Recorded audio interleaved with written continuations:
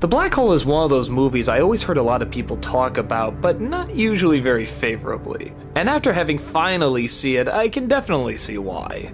It's Disney's attempt at trying to be every popular sci-fi film that's ever come out. In fact, you can point practically scene by scene what movie they're trying to replicate. First it's Alien, then it's Battlestar Galactica, then it's 20,000 Leagues Under the Sea, then it's Star Wars, and then finally it's 2001: A Space Odyssey. In trying to combine them all together, you get a film that has very little identity and is just kind of a huge mess. But at the same time, I can't say it was entirely bad. There's some good things about it. A couple, maybe. It starts off with an expedition in space where they come across a craft that apparently has been lost for years. A scientist and his robot standing on the edge of the black hole. He claims the rest of the crew died, yeah, that's it, and that he's been spending his time trying to figure out how he can go through the black hole and come out the other end.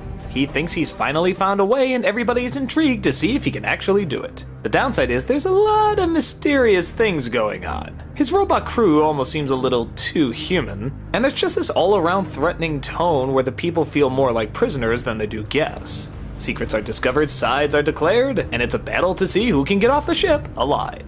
The best part about the movie, strangely enough, is its atmosphere. And don't get me wrong, a lot of the effects are not very good. They're supposed to be flying around in space, but it just kind of looks like they're standing around.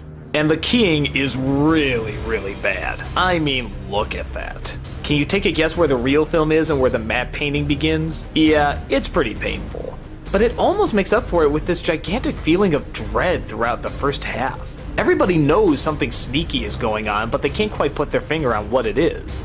They're just waiting for a trigger moment to whip out their guns and start defending themselves, but there never really seems to be a reason to. Plus, it has maybe one of the scariest robots of all time. Maximilian. Yeah, doesn't sound very scary, but whenever he's on screen, all the music stops, all the sound goes dead, and you just feel this thing's presence. He even gets in a few decent kills every once in a while. Look at this scene.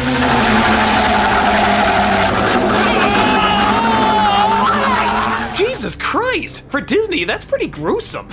For such a simple design, I love how uncomfortable I feel whenever he's on screen. He doesn't even say anything, it's just, I don't know, it's just this presence they create.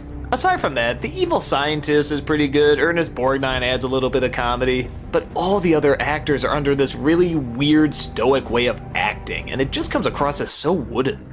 Even great actors like Roddy McDowall and Anthony Perkins. You can sense they're trying to get a good performance out of this, but there's just so little to work with. There's a lot of elements they throw in that don't really seem to go anywhere either. For example, this woman's telepathic.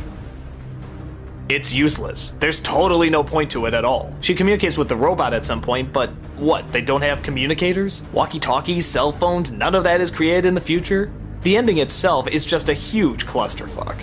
It mixes in images of heaven and hell and yeah, I don't know why, I don't know what it's trying to say, but it's not quite like 2001 where the vagueness is part of the intrigue. It's more like we're obviously trying to say something, you just can't figure out what it is. And based on the rest of the film, you can tell that whatever it had to say probably wasn't that intelligent or interesting.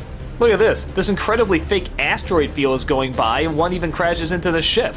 Why the hell is it going that slowly? They're whizzing by at incredible speeds before and now it's giving time for the characters to cross a bridge right in front of it? It's like a school crossing, it just looks ridiculous. But I do give credit to the film that it was at least trying to be a little smarter than your average sci-fi film. Yeah, Star Wars in 2001 were big hits and everybody was trying to copy them, and so is this film. But a lot of it's very dialogue focused. Not much action, not much running around. I guess I kinda like the fact that it at least made an attempt to be smarter. It just didn't seem to pay off.